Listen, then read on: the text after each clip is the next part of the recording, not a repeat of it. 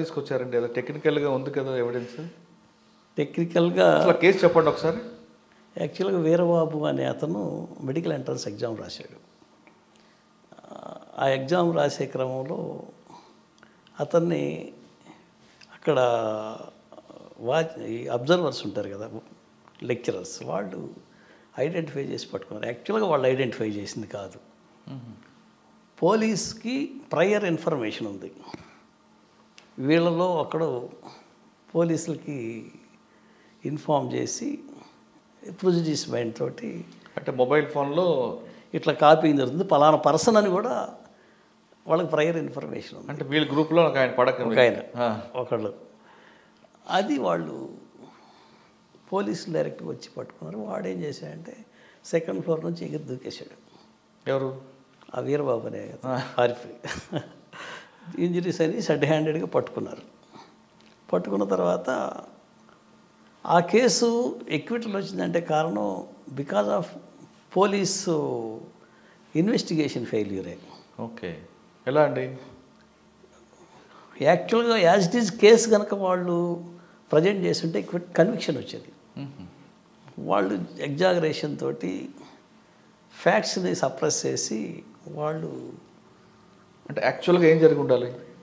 యాక్చువల్గా as it is ఏదైతే information ప్రకారం మేము ఇట్లా కేసు ప్రొసీడ్ చేసాము, ఇట్లా వెళ్ళాము, ఫలానా అఫెన్స్ జరుగుతుంది, అట్లా కాకుండా మేము ఏదో సడన్గా వెళ్ళాము, ఫలానా లెక్చరర్ గారు ఇట్లా పట్టుకున్నారు, అతన్ని పట్టుకొని మాకు ఇన్ఫామ్ చేశారు, మేము కేసు పెట్టాము అనే వైపున వాళ్ళు తీసుకొని వచ్చారు. కానీ యాక్చువల్ ఫ్యాక్ట్ అది కాదు.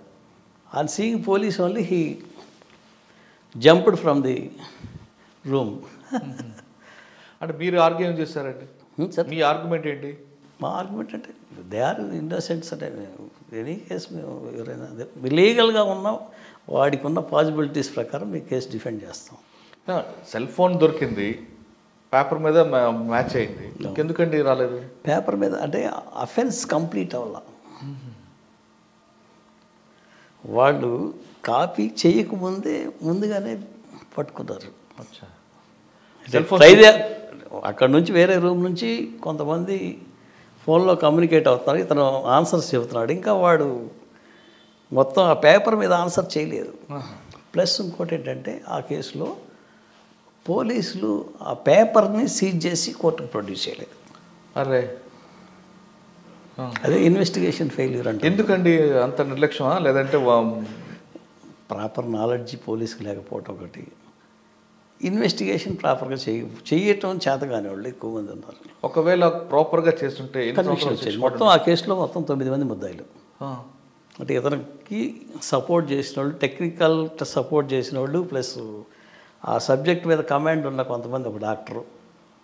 ఓకే, వీళ్ళందరూ కూడా 9 మంది నిర్దోషులు అయిపోయారు. అందరూ ఎక్విటల్, కంప్లీట్ ఎక్విటల్ కేసు. అది just prior to the my appointment of additional PP. ఓహో, దానికి ముందు ఒక చర్చి ఫాస్టర్ మర్డర్ కేసులో ముద్దాయిలకి బెయిల్ అవన్నీ తీసుకోవటం, సరెండర్ చేయటం, అవన్నీ ఇమానియల్ అని ఒక బిషప్ని మర్డర్ చేశారు. ఏఎల్ చర్చి పాలిటిక్స్లో ఆ కేసు. ఇంకా యాక్చువల్ రామ్ బ్రహ్మం కేసు కూడా మేమే చేసింది. ఎవరండి? Inter paper leakage case Ram Brahmam, ఆ కేసు కూడా మేమే చూసింది. అందులో ఏంటి కన్విక్షన్ వచ్చిందా? అది ఈక్విటల్ వచ్చిందంటే అది తర్వాత సబ్సిక్వెంట్గా అది హైదరాబాద్లో ట్రయల్ జరిగింది.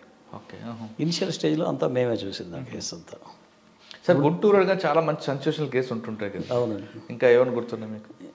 ఈ రామబ్రహ్మది చర్చి మర్డర్ కేసు, అట్లాగే ఈ పేపర్, ఇది ఈ medical entrance exam copying case, ఇవన్నీ సెన్సేషనల్ అండి. అవన్నీ మేము చూసినాయి పర్సనల్గా.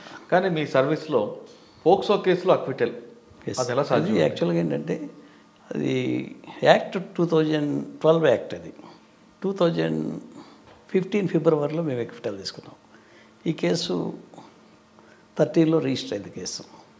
యాక్చువల్గా కేసు ఫ్యాక్ట్ ఏంటంటే, కేసు ఫ్యాక్ట్స్ ఏంటంటే ఒక స్టూడెంటు ఒక అమ్మాయిని సెక్షువల్ హెరాస్మెంట్ చేశాడు అనేది అలిగేషన్. ఫ్యాక్ట్ ఏంటంటే both are fell in love. కానీ మైనర్ అయితే వస్తుంది కదా.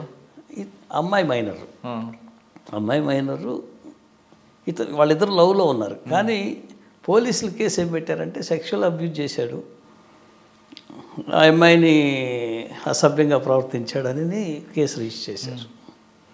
ఆ కేసులో ఫ్యాక్ట్స్ ఏంటంటే ఆ అమ్మాయి number of messages send to his phone, cell phone, అవన్నీ మేము డిఫెన్స్గా తీసుకున్నాం.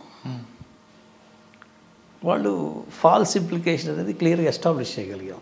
అది అప్పటికి ఇక బోత్ తెలంగాణ ఆంధ్ర ఒకే స్టేట్ ఫస్ట్ కేసు ఎక్విటల్ అయింది కేసు అది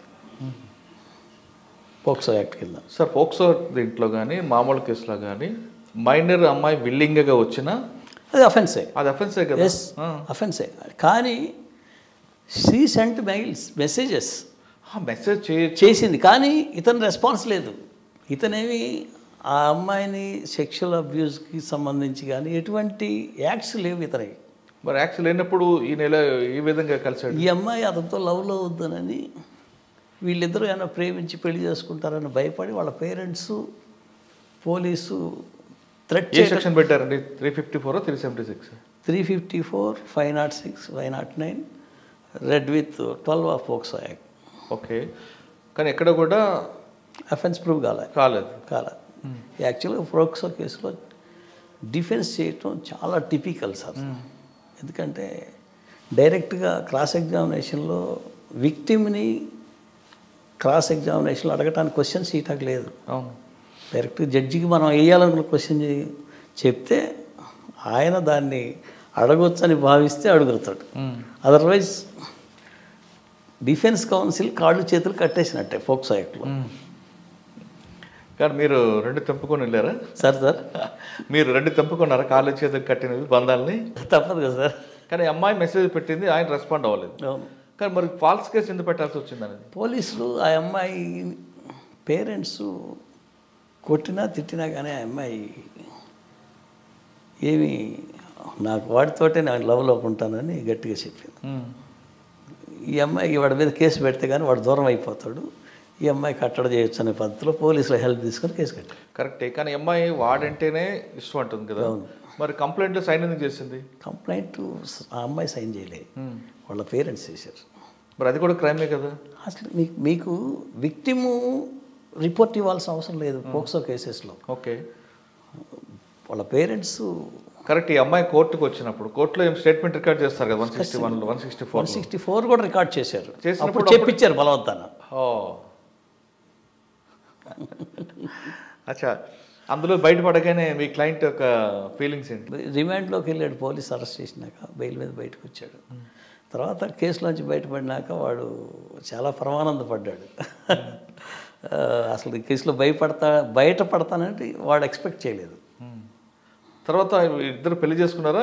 లేదు, దొరుకున్నారా? ఆ అమ్మాయికి సపరేట్గా పెళ్లి చేసేసారు, వీడు పెళ్లి చేసేసుకున్నారు తర్వాత వేరే.